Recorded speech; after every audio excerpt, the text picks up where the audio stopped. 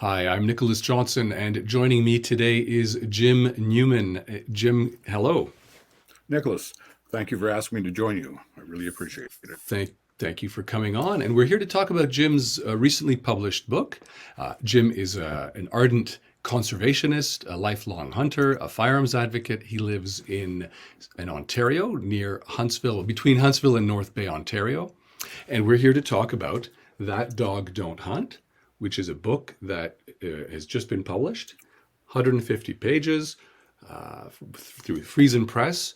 And I'm excited to ask Jim about his creative process, the publishing process, his experience producing, writing, editing, designing, and printing the book. So very happy to have you on, and I'm especially happy to have you on, Jim, because I get a lot of people asking me from the hunting and firearms community who have so much to say, and I think a lot of them don't know the first thing about how to begin to actually produce a book. So I'm looking for guidance and wisdom and tips and tricks about what you did. Well, it'd be a pleasure to share my experiences, the good, the bad, and the ugly. Amazing, amazing. And so, yeah, just to be more clear about that, we're not going to be necessarily talking about the content of the book, but there is it's a personal book of Jim's stories. It's so the subtitle, the subtitle is Tales from the Huntcamp Porch. And it's a personal book. There's a bit of politics. There's lots of hunting stories. There's stories about living in a rural context. And I think there's also lots of wisdom stuff that anybody I'm not a hunter, I am a sports shooter, but there's stuff that even as a non-hunter, I felt, the content is relevant. There's a lot of wisdom there that I could relate to. But we're not going Well, to be thank you. talking necessarily that much about the words, but more about the book and the design process. Jim, when did you start this book? Well, I tell everybody 4 years ago. I had the opportunity to do a column in the small monthly publication in North Bay, the Nipissing Reader, and I wanted to reach out to the community, um, firearms owners, hunters. We've always maybe preached to the choir, so I was trying to find a larger audience for the gun issues and fire hunting issues and this type of thing. So it was a great opportunity. The column was really well accepted, very popular, um, a really good following. So I had lots of demands to convert it into a book.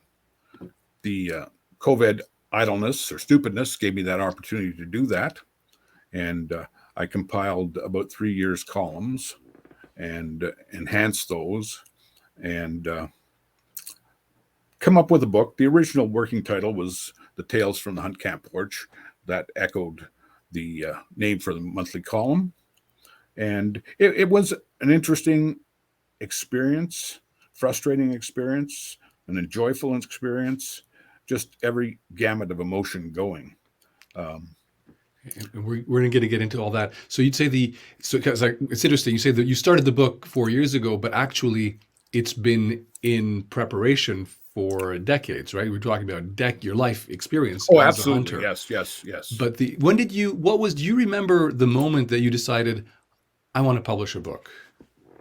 Um, yeah, I guess it was by demand. I guess if I can use that term, I am not a natural born writer, and I didn't think my column appealed to a lot of people, but I got request after request to turn the columns into a book. So I was And able to do when that did through you say COVID. yes? What led you to say yes? I'm going to do it. So during COVID, like boredom Well, or during COVID, the publication didn't publish, so I had lots of time, and you're sitting at home isolated, so it gave that opportunity to put everything together. I'm a procrastinator by nature, so the more time I have to do something, the better it's going to be. And I think So, that's a universal among people. A lot of creators or people who do anything, there's always the almost universal feeling of, I'm not ready. I need more information. I need more resources. I need more money. I need more something. I'm not ready. I'm not ready. I'm not ready. And then something happens, and you say, okay, screw it. I'm not ready. I'm doing it anyway. For yes, a lot that's of people. basically absolutely yes.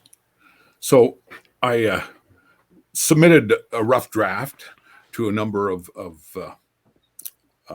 publishers, and you very seldom got a response back from anybody. I then looked at the self-publishing aspect of it and did 2 or 3 months research, actually looking at the different options. There's a large number of companies out there, self-publishers that help budding authors produce a product. There's a gamut of options available depending on what price you want to pay and what services you want from them. Some people want to just do a book for their family members, put something together. I've run into 2 or 3 people that have done that. You know, I don't think I had the anticipation or the thought that the book would be as successful as it has been. I looked at basically staying in Canada. The number of the self-publishers are worldwide, if I can use that term. They're either American-based or your books are printed in China. There's various quality issues or quality problems. So I picked Friesen Press. They're a Canadian company. They're associated with Friesen Printing, which is one of the largest printing facilities in Canada out by Winnipeg. They do just about every type of printing there. They do a lot of printing for the traditional publishers as well as the printing for their offshoot Friesen Press. And Friesen, just to spell, that's Friesen. Yes. For me, I've published a couple books on, I've co-published a couple books on Amazon, and for me, the kind of it's Amazon. Amazon is the default, and I'm curious. You didn't choose Amazon; you chose Friesen. Do you want to? Can you say anything about that choice? Well, I guess I wanted Canadian content, Canadian facilities.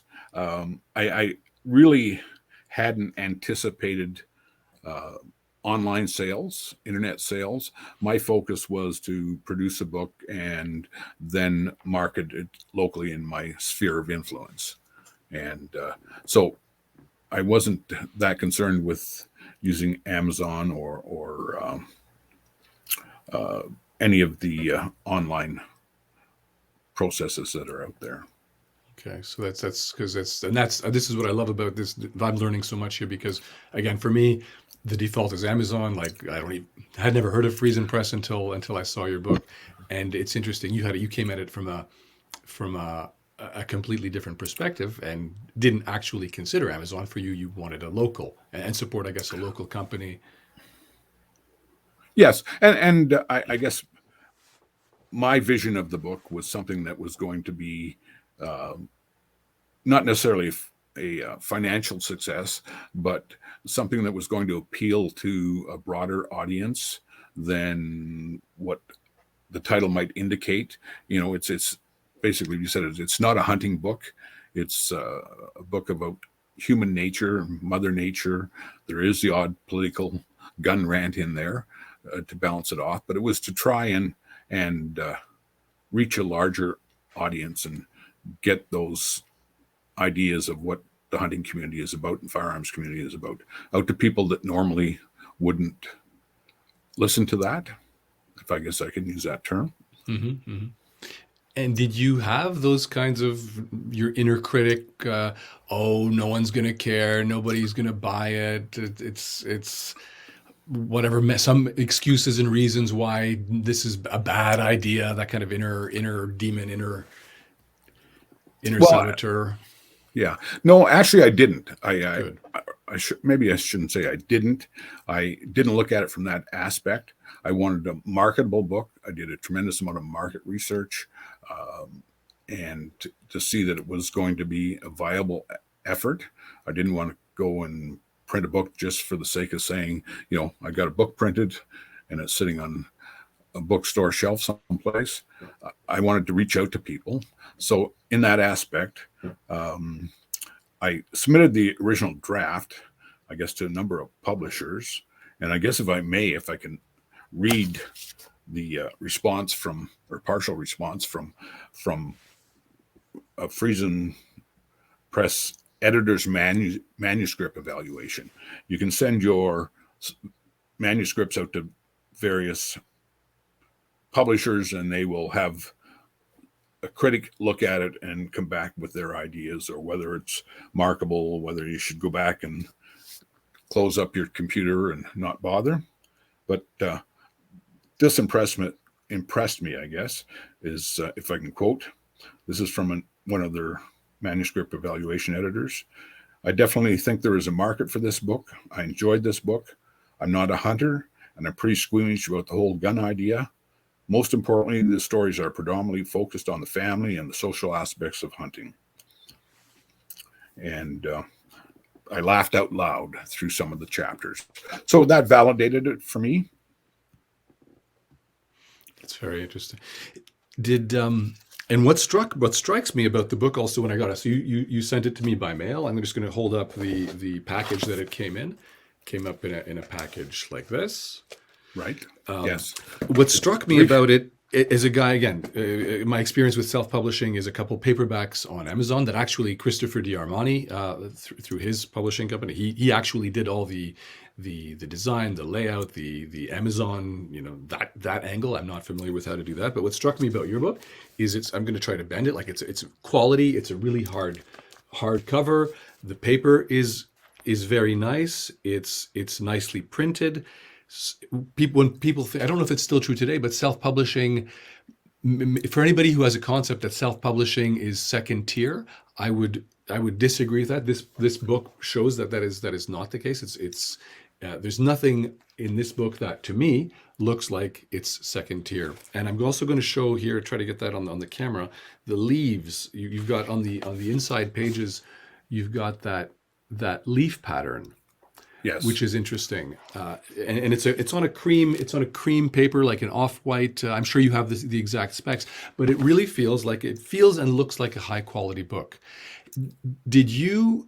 And my question would be, how much say or control did you have over that versus how much did you turn to the people at Friesen and say, "Hey, help me do this thing"? We had complete control over what was produced in the book. For instance, the paper color and quality. You had a number of options. Obviously, there's maybe different costs involved in a really light paper and a heavier paper. We did some research on what color would be most acceptable, and even that leaf process. We looked at about, I guess, 7 different leaf varieties before we picked that one, and it was done basically through consensus. And how do you know you're as a producer, you don't know what the paper is going to feel like compared to a different paper until you touch it.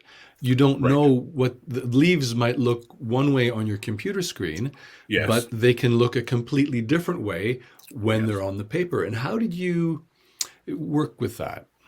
Well, there's a little leap of faith there. What I did do is spend some time in some bookstores looking at the different products and the different papers, and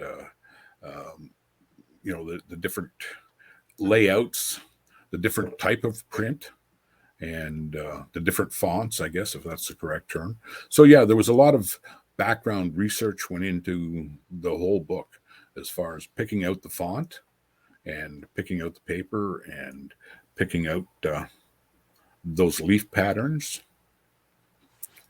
which I thought added to the overall appeal of the book. It does. And so did you present to Friesen, did you present at the end of the process a PDF with everything completed, or was there a lot of back and forth? Oh, no, actually, I don't want to use that font. I want to use this font, or Yes, there was. Yes. Okay. Through the process, normally they allow you about 3 edits, and first of all in a Word document and then a PDF, and you can make any changes. I actually went through 5 different edits and different choices just to get what I wanted. Mm-hmm.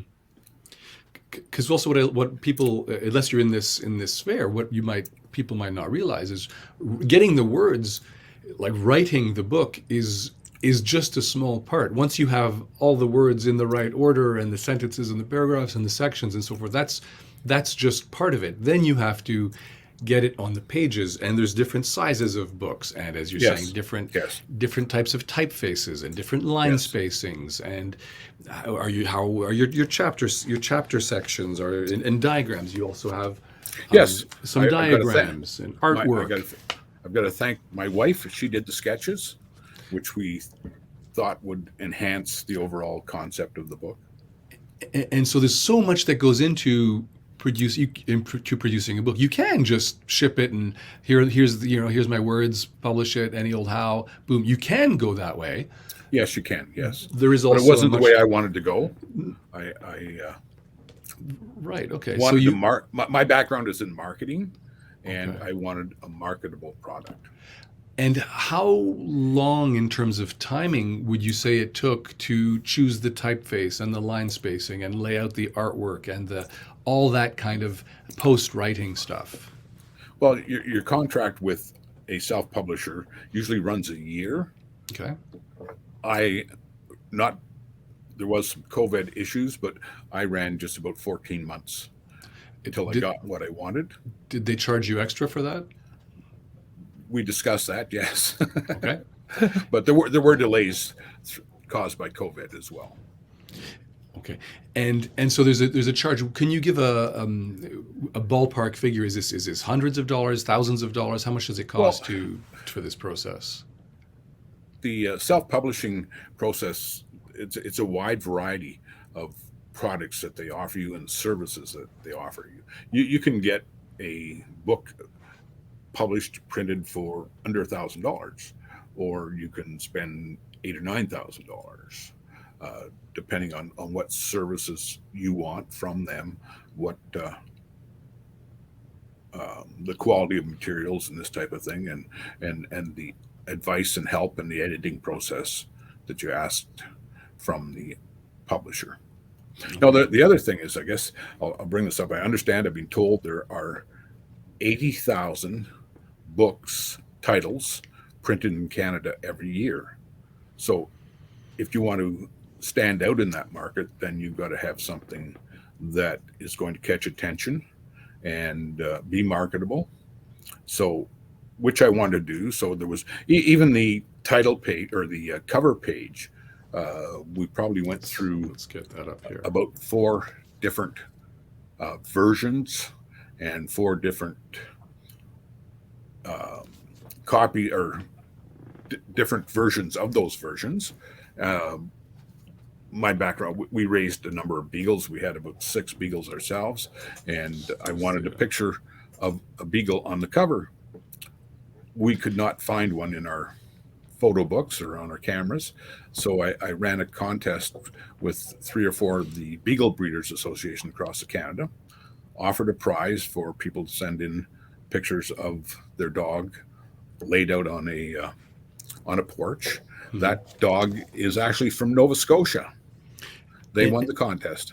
And so they superimposed the picture of the dog onto that porch. So this is if I got it right, this is a composite image, like an edited image of. Yes. You got a dog on a porch, and then someone did some fancy artwork with what else have we got here? Background and framing. Yes. And yes, okay. And we spent a large amount of time searching for pictures of the porch that we thought we would like to use, and it was actually, I think, about a 4-week process of just looking at stock pictures of different porches, and before we picked out one that was close to what we want. And then there was some changes made to it by Friesen's art department.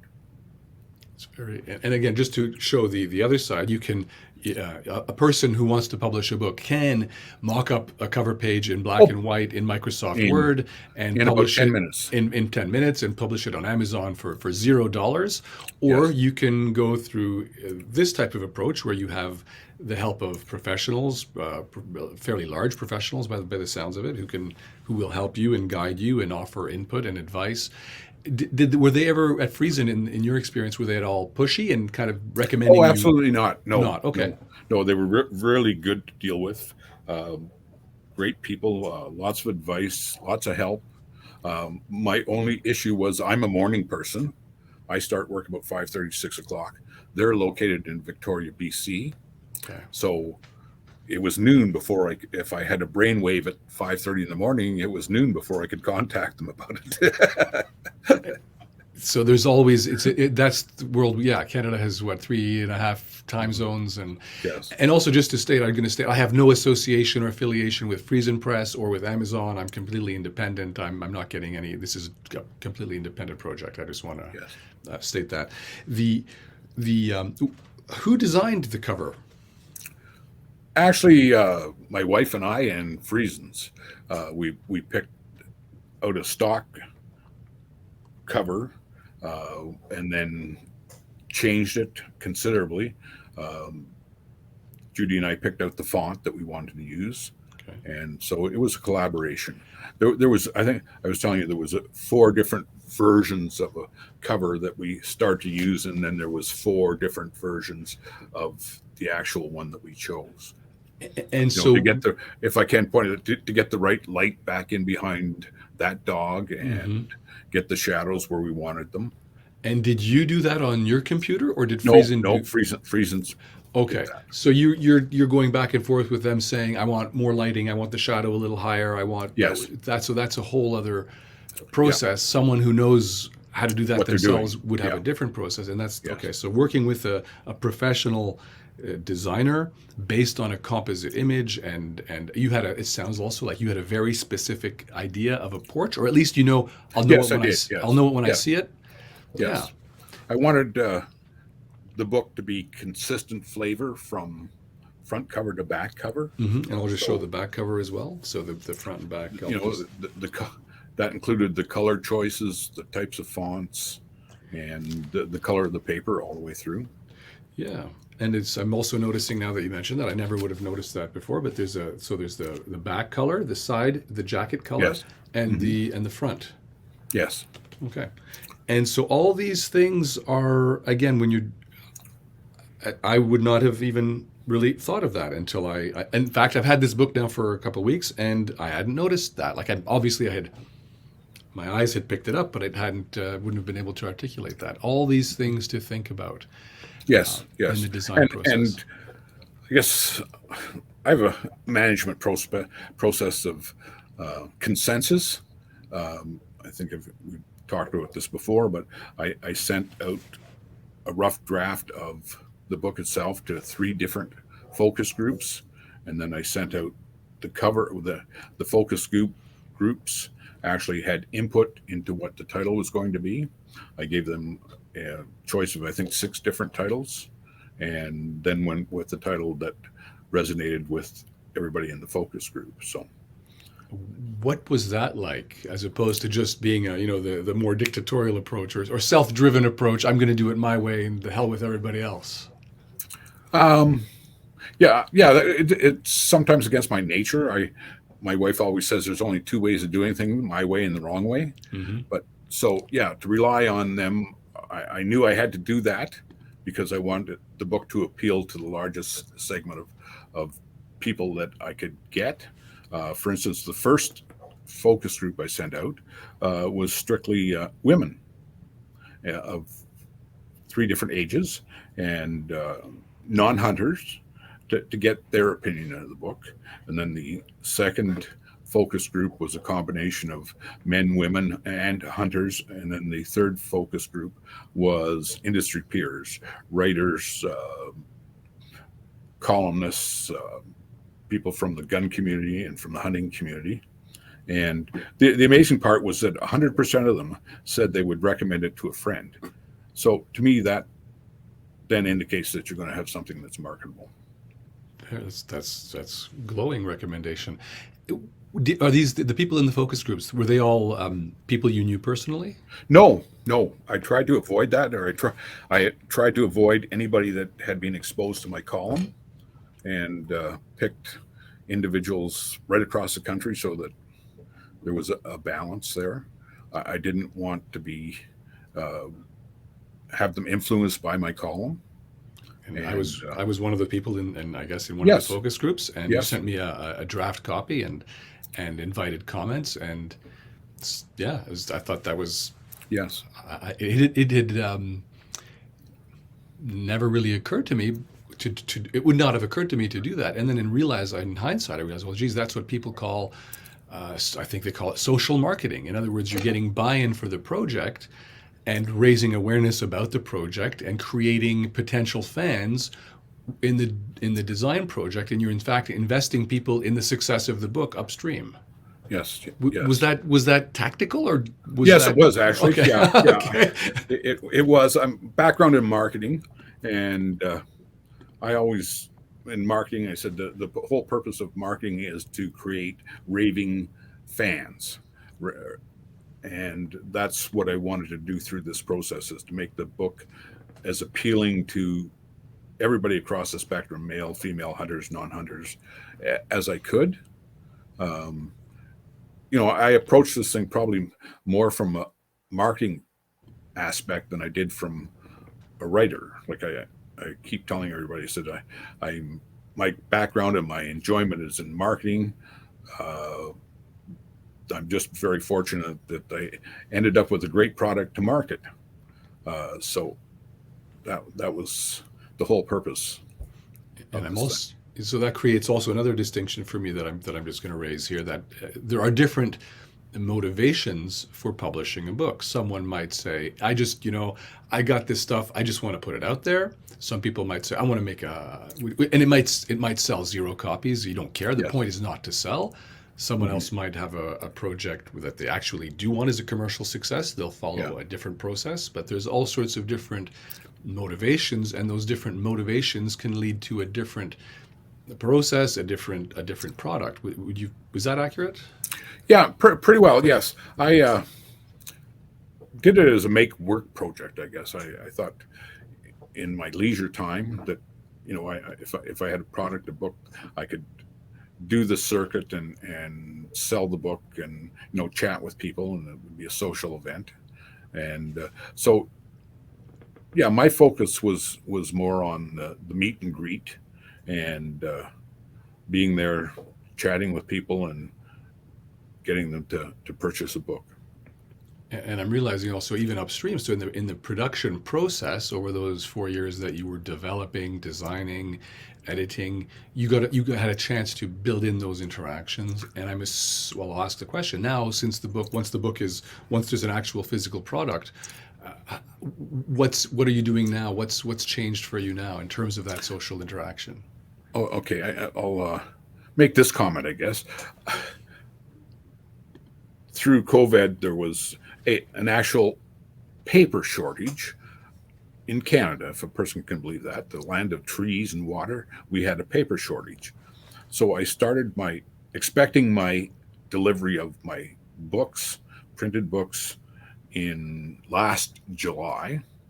I started pre-marketing in July and August of last year, and uh, built up a little following and did pre-marketing for about 3 months. And then, as it turns out, with the paper shortage, my books didn't arrive until uh, March of this year. Wasn't published or online till October. But the advantage, I guess, of doing all that pre-marketing was when it was published and available online. Uh, that was the 31st of October, and the second week in November, it made the Friesen's bestseller list. But I built up some anticipation and spent 3 months, 4 months doing the pre-marketing. So in one aspect, the delay created some discussion, and when the book came first out, there was a demand for it. Okay. And is there So I guess what I'm wondering also is now, are you promoting it and doing book signings and speaking at bookstores, anything like that, or while you're doing this Ye- video, which is part of Yeah, the doing this video, yes. yeah. And I've done book signings every week for the last 12 weeks, and which was my original plan, to get out there and meet and greet people. So, Um, and how do you do that? Like one a week? You're in between Huntsville and North Bay. yeah, So is a that lot of traveling. bookstores? A lot of traveling, mostly Yeah, in that yeah, area, yeah. And or hunting clubs, or hunting right, associations. yeah. Um, from the market research, I tried to avoid bookstores. Okay. That's one thing that was indicated through the whole marketing research, is that women were the predominant buyers. So I picked grocery stores, drugstores, variety stores, different retailers throughout the area. And it is in bookstores, but the fact that it was women that were the primary buyers, I thought originally I was going to put it in three or four, or like a number of sports shops across the country. I do have some out there, but once the market research came in, I changed my focus to go where the buyers were. How do you organize a signing at a drugstore or a grocery store? Well, I have the book on a number of places on consignment, which was my original business plan and marketing plan. So it enhances the sales for the vendors, and that's worked really well.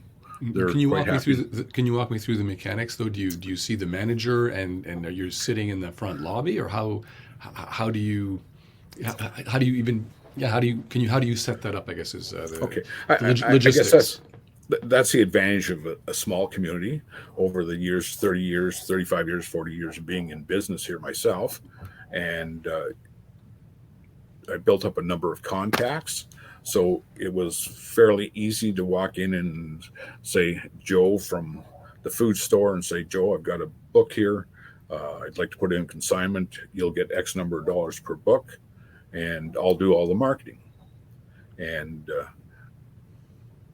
that's worked out really well. Um, it's had its lapses. Some people don't have the enthusiasm for the book that I thought they were going to have, but overall, I've growing the number of retailers that have the book there, and it's now become a almost full-time job stocking the limited number of retailers that I have with books every couple of weeks. And this is just retailers that you drive there in your car, or this is Yeah, okay. yeah, So okay. that's Another point of interest, I guess, is in a past life, I traveled across the country, and I used to do 35 to 40 sports shows, gun shows, and across the country. So I built up a network across there. And when the book came out, a couple of the hot spots across Canada was, one of them was Fredericton, New Brunswick, and the other was Saskatoon. And which are like 5,000 kilometers apart or something. yeah, exactly. Okay. So, Okay. That's right. and word of mouth has been, I guess I always maintain word of mouth is not advertising, it's the effect of your marketing. And the whole marketing has been, I guess, focused on developing a word of mouth or recommendations. When I saw that 100% of the people would recommend it to a friend, then that's the best sales voice that you can have. So that's been an extensive part of my marketing process, is to create that uh, word of mouth and the recommendations. And it's also And yeah, go what ahead. what has been an interesting aspect of it is the number of books that individuals are buying. I've had one lady; she's bought 6 books, and it's not unusual for somebody to buy a book and then a week later they're back and, can I get another one? I want it for my uncle, my cousin, my brother, and so there's been a lot of multiple sales. Once a book sells, they've come back and bought maybe 2 or 3 others. That's fantastic. And is what's also occurring to me is throughout this, we've been speaking now for about half an hour. What's occurring to me is you've never said, "Oh, I have an important message," or "The world needs to hear." There's no kind of preachiness or evangelism uh, in what you're in the way you speak about it. But I guess the words there is. I mean, your professional background, your life has been in, as you say on the back of the book, nature advocacy and hunting advocacy and firearms advocacy, and so there is a part of you that is an advocate. But now Oh, certainly, in our discussion today, you haven't been doing any advocacy, well, which I find interesting. well, Like it's that was the whole concept of the book and the column to start with, is to reach a broader audience, sort of, through humor, make them aware, be an advocate for firearms, be an advocate for hunting, and be an advocate for the rural way of life. So that's still my focus. I've just tried to soft sell that aspect of it, I guess. I don't know if that's the proper term. totally, yeah.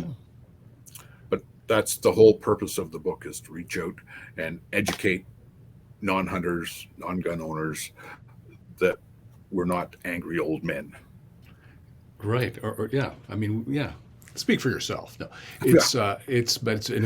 Yeah, yeah. There's not a lot of, there's no, it's important to remember that there are a lot of people who are very preachy and want to ram a message down your throat, and they want, you have to read this book and whatever their book happens to be. And you have chosen a different approach, and you have a different philosophy on marketing and promotion and getting your message out.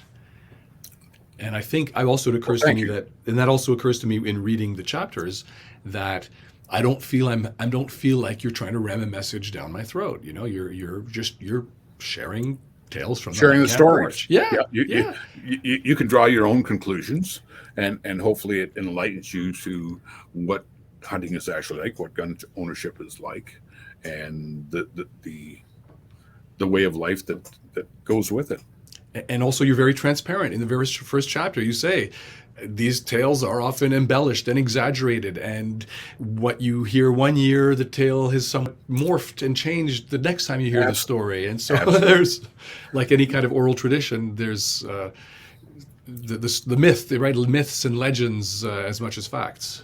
Absolutely, yes. Yeah. It's if you were going to publish, or when you're going to publish your next book, what would you do the same and what would you do different? Um, well, I actually have, I mean, there's a sequel to this one, that Dogs Still Don't Hunt, that's in the works. It'll be about 2 years down the line. I want to market this one first. I'm actually working on a couple of other books, humor-based short stories about, life in rural Canada, um, human nature at its best or its worst. And so I, I have a poor work ethic. I will do one chapter, or not one chapter, one paragraph for one book, and a couple of weeks later I'll go back and do another paragraph for the other book, and it's a process, and they should be completed about the same time. But And that I can relate to that workflow, and if I can, it's multiple projects and oh, stuff.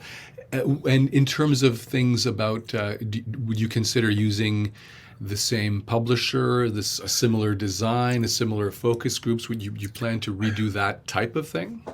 well, that's actually a good question, because I as I'm going through this process, I was unable to get a publisher to start with, because you have no track record or an agent.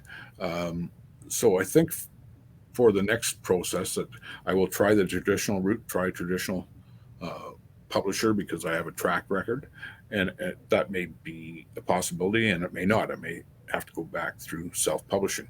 But I think the fact that I spent so much time fretting over what font to use, what's going to be appealing, that somebody else should take that responsibility. Interesting. I also wanted to ask you a couple specifics in terms of editing. did you have to hire editors and proofreaders and copy editors and that separately, or did you do that yourself? How did that work? No, they do the editing. You do through a process. They did offer an editing service. Now, there was the industry standard now is 90% correct. They allow a 10% error per book. That's the industry standard. There was a little confusion. Some of the one order of the paper book or paperback books were printed off the second last edit.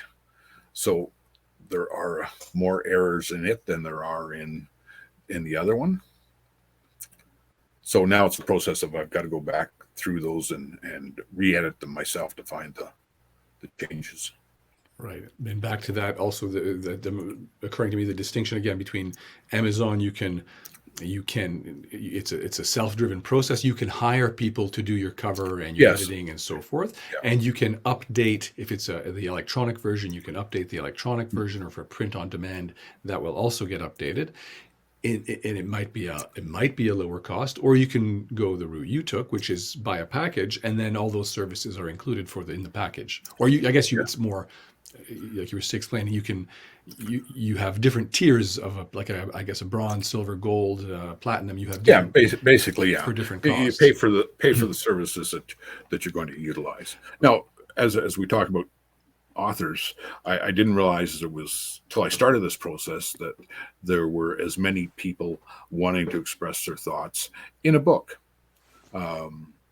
Sitting at these meet and greets and book signings, large number of people come up to you say, I've got a book sitting there. I'd just love to get it published. How do I do it?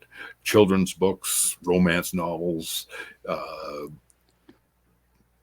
industry manuals, or that type of thing. It's phenomenal that the number of people that have a wish to publish a book. And what do you tell them when they come up to you and say that?